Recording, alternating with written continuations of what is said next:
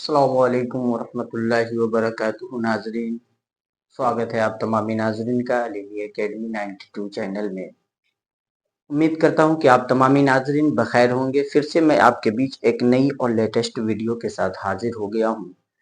साथियों, तो अभी हम फिलवक्त कहकशा 12वीं क्लास की कहकशा उर्दू पढ़ रहे हैं, जिसके चैप्टर नंबर 34 और चैप्टर नंबर 35 मैं आपके बीच लेकर के हाजिर हूं, जिस ताल्लुक से हमारी और आपकी गुफ्तगू होगी।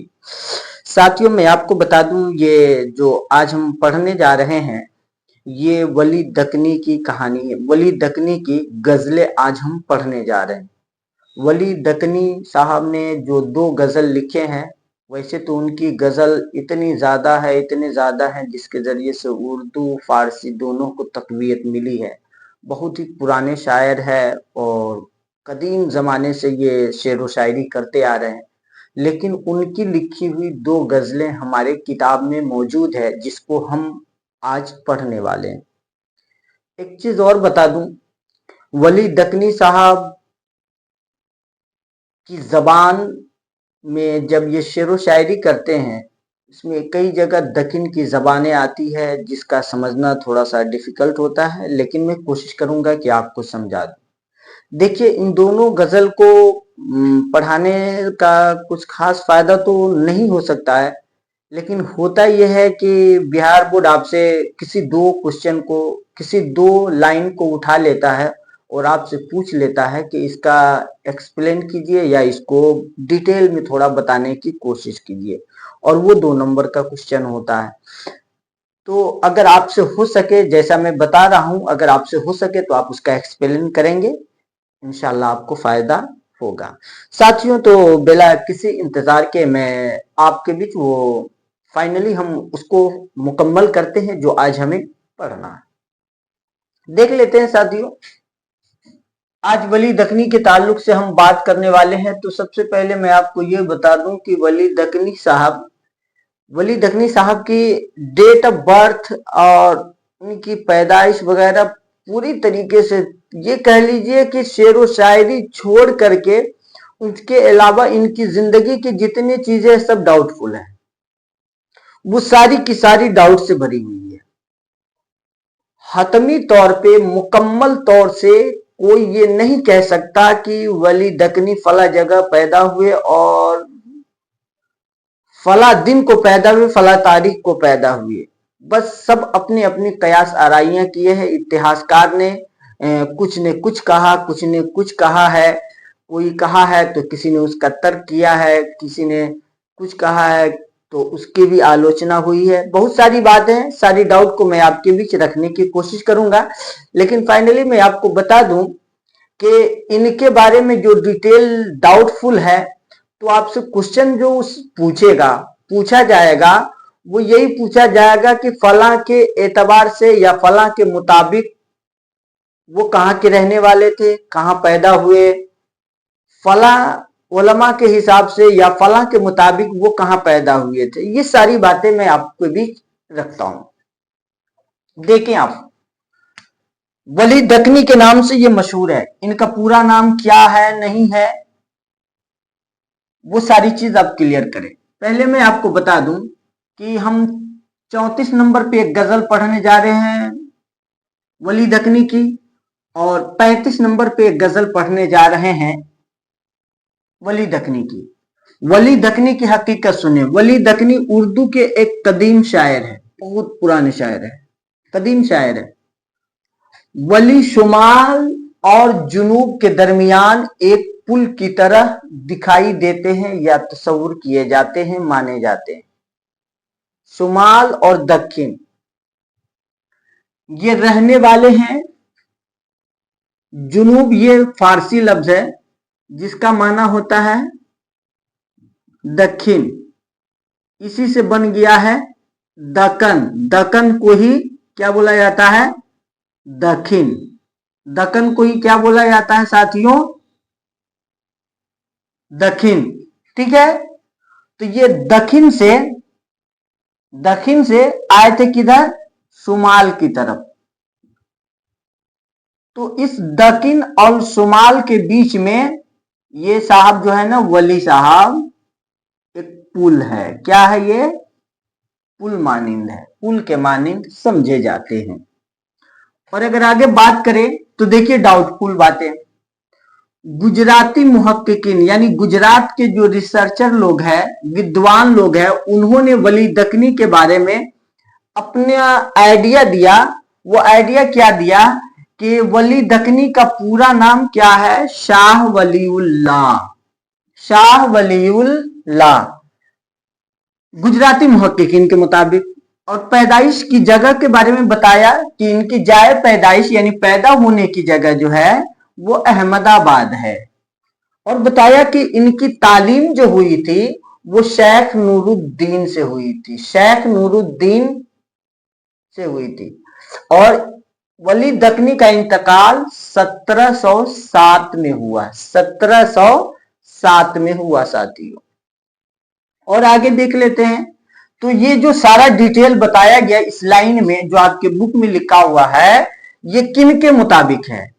ये जो है ये गुजराती मुहक्किकीन के अकॉर्डिंग है, गुजराती मुहक्किकीन के अकॉर्डिंग है। अब जरा आइए हैदराबादी उलमा के मुताबिक क्या है।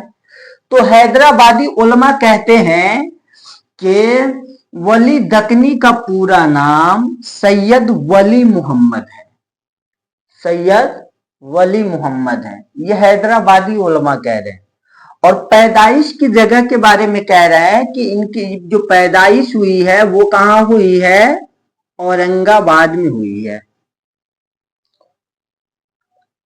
और इस कॉल में बहुत सारे, इस कॉल में हैदराबाद के बहुत सारे पूरे मुहक्किकीन शामिल हैं।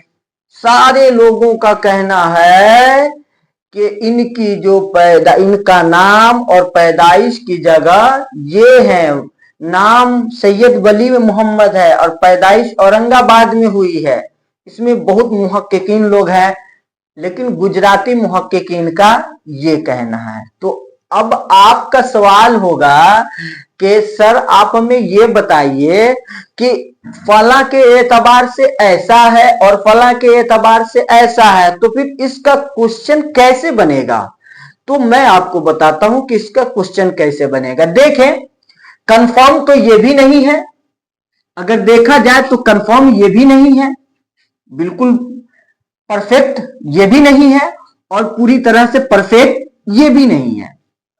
तो देखें, ये दोनों हो गए डाउटफुल। तो दोनों को पूछा क्या जाएगा, इनके मुताबिक वली दक्कनी का नाम क्या है, या गुजराती मुहक्किकीन के मुताबिक इनकी पैदाइश की जगह कहां है। ये पूछा जाएगा कि इनके मुताबिक क्या नाम है, कहां पैदा हुए। और हैदराबादी उलमा के बारे में सवाल होगा तो पूछा जाएगा हैदराबादी उलमा के मुताबिक इनका नाम क्या है और इनकी पैदाइश की जगह क्या है। लेकिन अकॉर्डिंग टू या फिर के मुताबिक लगा करके क्वेश्चन पूछा जाएगा कि इनके मुताबिक क्या नाम है और कहां पैदा हुए हैं, और इनके मुताबिक क्या नाम है, कहां पैदा हुए हैं। उम्मीद करता हूं कि आपको बात समझ में आई। और आगे आइए, तज़किरा गुलशन गुफ्तार के मुताबिक वली जो है ना हज बैतुल्लाह भी किए, मदीना मुनव्वरा की जियारत भी की। ये तज़किरा गुलशन गुफ्तार एक किताब का नाम है, तज़किरा गुलशन गुफ्तार। इस किताब में जो बताया गया है इनकी जीवनी के बारे में कि ये हज भी किए हैं और मदीना मुनव्वरा की जियारत भी की। अब आइए डॉक्टर जमील जालबी। डॉक्टर जमील जालबी का कहना है कि वली जिंदा कब तक रहे हैं? 1720 तक। अभी आपको यहां पे बताया गया कि इनकी वफात कब हुई? 1707 में। 1707 में इनकी वफात हुई है। और यहां पे बताया जा रहा है डॉक्टर जमील के मुताबिक 1720 तक जिंदा रहे हैं। तो 1720 तक जिंदा रहे और इधर 1707 में ही डेट कर रहे हैं, तो ये डाउटफुल बात है ना। ये गुजराती मुहक्किकीन ने बताया कि इतने में वफात हुआ, और ये साहब जो कह रहे हैं वो 720 तक जिंदा रहे हैं। अच्छा, एक और बात, वली के एक शागिर्द है जिसका नाम है सनाउल्लाह। वली दकनी का एक शागिर्द है जिसका नाम क्या है? सनाउल्लाह। जब सनाउल्लाह ने किताब लिखी थी दीवाने वली, दीवाने वली, जब इसने किताब लिखी तो उस किताब में 1725 में ये दीवाने वली प्रकाशित हुई। 1725 में ये प्रकाशित हुई। तो इन्होंने वली दकनी मरहूम लिखा था 25 में, और 1720 में ये जिंदा रहे हैं डॉक्टर जमील जालवी के मुताबिक। तो अब अंदाजा लगा सकते हैं कि 1720 से लेकर के 1725 के बीच में इसका इंतकाल हुआ है इन लोगों के मुताबिक। लेकिन गुजराती के मुताबिक वफात 1707 हुआ है। और क्वेश्चन आपको पूछा जाता है वो ये इसी से पूछा जाता है, और ऑप्शन में आपको यही मिलेगा। और आगे देख लें, वली ने शुमाली हिंदुस्तान के शोरा को, शुमाली हिंदुस्तान यानी उत्तर की तरफ, उत्तरी क्षेत्र में रहने वाले उलमाए कराम को वली दकनी ने क्या, किसकी ये किया है? तो रेख्ता गोई की तरफ क्या किया है? रागिब किया है। रेख्ता गोई की तरफ क्या किया है? रागिब किया है। रेख्ता गोई की तरफ रागिब किया है साथियों। तो यही वो सारे पॉइंट है जो आपके बुक में दिए हुए हैं, जिनसे बार बार क्वेश्चन पूछे जाते हैं। तो उम्मीद करता हूं कि ये बात भी आपको समझ में आई होगी। इसलिए आप एक एक पॉइंट को कवर करके रखें। पता नहीं कब क्या, कहां से क्या पूछ लिया जाए, कुछ कहा नहीं जा सकता। बिहार बोर्ड का कुछ भी भरोसा नहीं है। बिहार बोर्ड कहीं से कुछ भी आपसे पूछ सकता है। तो इसलिए हर एक पॉइंट को आप कवर करें, और वीडियो अच्छी लगे तो वीडियो को लाइक भी करेंगे। आइए हम इनके लिखे हुए इन दोनों गजलों को पढ़ते हैं। देखिए इस गजल में दक्कनी जबान को कैसे कैसे इस्तेमाल किया है। देखिए, शायर अपने महबूबा की, दोनों जो गजल है, गजल का माना ही होता है औरतों से बात करना। तो अपने महबूब की सरापा, अपने महबूब के जिस्म, अपने महबूब के बाल, अपने महबूब के आने आमदो रफ्त, अपने महबूब के जो है ना घर से बाहर निकलने का अंदाज, ये सारी चीजें इस गजल में वो बता रहे हैं। लिखते हैं पहले शेर, पहले गजल के पहले शेर में कि अगर बाहर अप्स के घर सु मोहन एक कदम निकले, तमाशा देखने उसका हर एक सीने सुगम निकले। देखिए इस शेर में अप्स के घर सु यानी अपने घर से, अप्स के घर सु का मतलब अपने घर से, मोहन बोले तो महबूब, महबूबा, एक कदम भी निकले, तमाशा देखने उसका हर एक सीने सुगम निकले। सु मतलब से, यानी शायर इस शेर में कह रहा है कि अगर मेरी महबूबा अपने घर से एक कदम भी निकाल दे, एक कदम भी घर के बाहर निकाल दे, तो मेरे महबूब को देखने के लिए लोग भी आएंगे, और जो लोगों के दिल में गम है वो गम भी उसके खत्म हो जाएंगे मेरे महबूब को देखने की वजह से। शायर कह रहा है कि इंसान को तो खुशी मिलेगी ही, मेरे महबूब की आमद को देखकर एक इंसान को भी खुशी मिलेगी, और उस इंसान के अंदर पनप रहे वो गम, जो पनप रहा है, पल रहा है, वो गम भी खत्म हो जाएगा। क्या महबूब है भाई। आगे कह रहे तेरे मुख के गुलिस्ता की अगर हूरा में शोहरत हो, कह रहा तेरी शक्ल सूरत के, तेरी महबूब के बारे, अपने महबूबा के बारे में कह रहे कि तेरे चेहरे की, तेरी खूबसूरती के, तेरे सरापा की, क्या, तेरे सरापा के गुलिस्ता की, यानी तेरे जिस्म की खूबसूरती का चर्चा हो कहां? अगर हूरा में शोहरत हो, अगर हूरों के बीच ये बयान किया जाए, तो क्या कह रहा है शायर? तो हर एक मस्त होकर, तो हर एक मस्त होकर छोड़ गुलजारे इरम निकले। तो वो जन्नत की खूबसूरती को छोड़ निकलेंगे। भूतनी थी क्या। तो तो हर एक मस्त होकर, तो हर एक मस्त होकर छोड़ गुलजारे इरम निकले। फिर आगे कह रहा है, बस ये सब ख्याली पुलाव है, जमीन से आसमान किए जाओ। शायर कहता है, अगर ए रश्के ची जावे तू करने सैरे मुल्के ची। अपने महबूब को कह रहे हैं ए रश्के ची। रश्के ची अपने महबूब को इशारा किया है, और दक्कनी जबान में इस रश्के ची का मतलब क्या हो जाता है, जैसे कि गाना है मेरे रश्के कमर कैसे कैसे करके है ऐसे, तो इसी तरह से रश्के चीन यानी मुल्क चीन की रहने वाली महबूबा थी ये। तो चीन की मल्लिका, अगर तू सैर करने मुल्क चीन निकले, यानी चीन के गलियों में, चीन के शहरों में सैर करने के लिए तू अगर निकल जाए तो क्या होगा। कह रहा तो हर देवल सू इस्तकबाल को तेरे सनम निकले। कह रहा है मेरे महबूबा, तेरे इस्तकबाल के लिए मंदिर की मूर्तियां निकल आए। वाह भाई। फजर के वक्त गर दिलबर चले हम्माम की जानिब, फजर के वक्त गर दिलबर चले हम्माम की जानिब, तो ज्यों सूरज हर एक के दिल सू यक चश्मा गरम निकले। तो कह रहा कि अगर फजर के वक्त मेरी महबूबा नहाने के लिए निकल जाए ना, तो जैसे दोपहर के धूप की गर्मी से इंसान के पसीने छूटते हैं, मेरे महबूबा को देख करके फजर के वक्त लोगों के पसीने छूटने लगेंगे। भाई शेर ऐसा है, मैं कुछ नहीं कर सकता। सुनो, वली सौदा ज़दा दिल की हकीकत गर सुकून लिखना, तो दीवाना हो साकल पग में बाहर यक रकम निकला। शायर वली दक्कनी कह रहा है कि ऐ वली, अगर तू प्यार मोहब्बत की दास्तान और किसी दीवाने की कहानी को लिखना, तो सबसे पहले मेरा नाम लिखना, इसलिए कि मुझसे बड़ा कोई दीवाना नहीं, मुझसे बड़ा कोई आशिक नहीं है। अगली गजल जो चैप्टर नंबर 35 के वली दक्कनी के चैप्टर नंबर 35, वली दक्कनी की गजल जो चैप्टर नंबर 35 में सुने।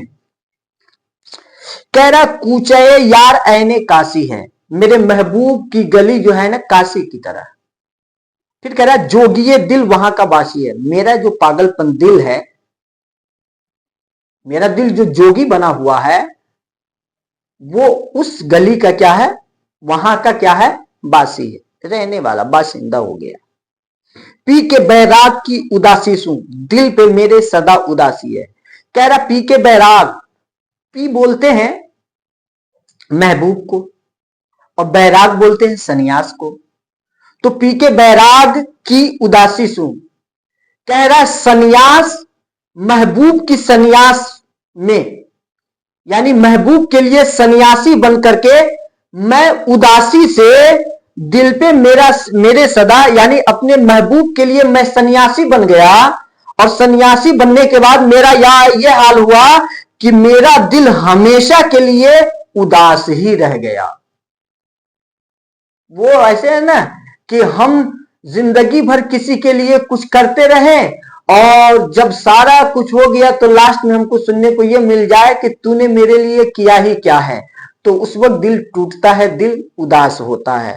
कह रहा है कि अपने महबूब के लिए मैं सन्यासी बन गया, सन्यासी बन गया और दिल पे मेरे सदा, और सन्यासी बनने के बाद मामला यह हुआ कि अब मुझे उदासी के अलावा कुछ हासिल नहीं हुआ, कुछ नहीं मिला। ऐ सनम तुझ जबी ऊपर ये खाल, हिंदुए हरिद्वार बासी है।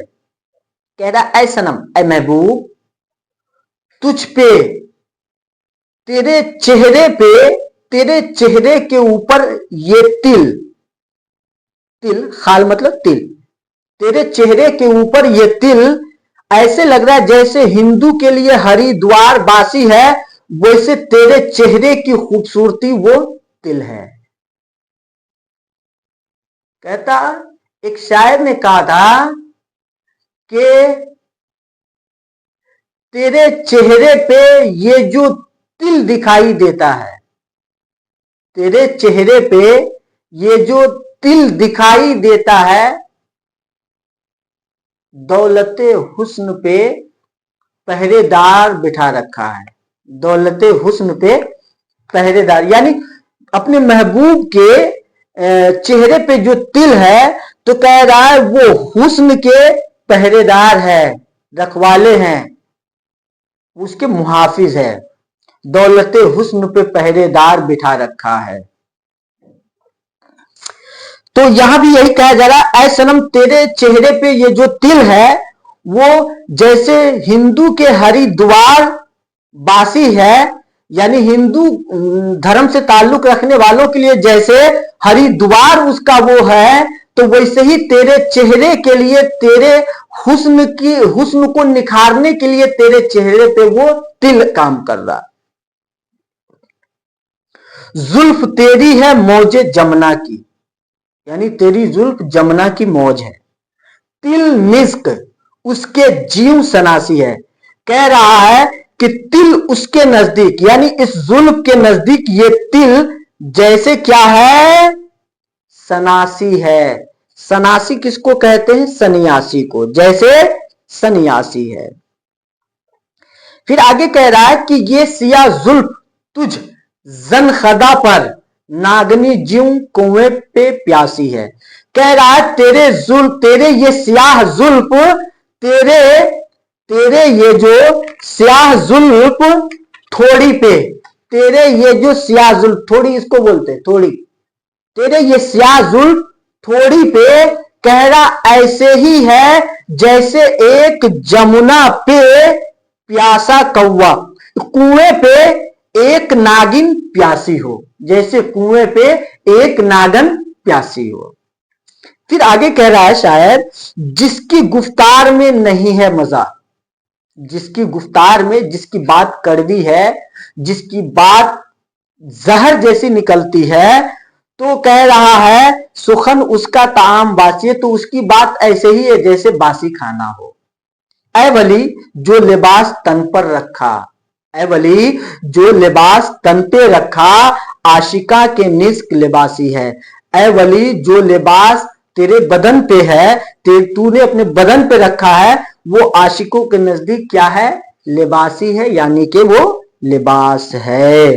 साथियों, तो इस तरह करके हमारा ये जो दोनों गजल वली दकनी की है वो मुकम्मल होता है। आइए शेरो शायरी को के जो ताल्लुक से इस चैप्टर के हवाले से जो मुख्तसर क्वेश्चन आंसर है जो बार बार पूछा जाता है, आपको करा देता हूं, सुने। पहला शेर लिखता है कि पहले शेर में मोहन किसे कहा गया है?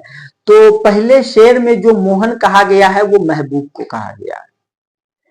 दूसरा सवाल है कि हैदराबादी उलमा वली का पूरा नाम और जाए पैदाइश के मुतालिक क्या बताते हैं?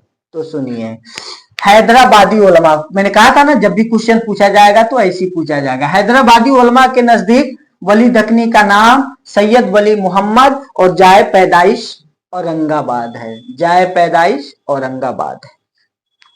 तीसरा सवाल, तारीख अदब में वली किसके दरमियान एक पुल की तरह दिखाई देते हैं? तो वो है शुमाल और जुनूब। वो क्या है? शुमाल और जुनूब के दरमियान क्या है? एक पुल तस्वुर किए जाते हैं, दिखाई देते हैं। चौथा सवाल है कि दूसरी गजल के पहले शेर के मुताबिक शायर का दिल, जोगिए दिल कहां का बासी है? तो वो काशी का बासी है, जो हिंदू लोगों के धार्मिक स्थल काशी है वहां का बासी। पांचवा सवाल है कि वली का असल नाम और मकाम पैदाइश गुजराती मुहक्किकीन के नजर में क्या है? तो गुजराती मुहक्किकीन के नजर में वली दकनी का नाम शाह वलीउल्लाह और पैदाइश अहमदाबाद है।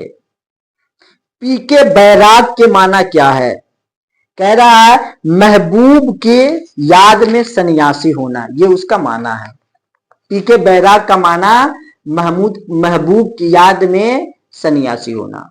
7 नंबर का सवाल है कि हूरों में किसके मुख की शोहरत है?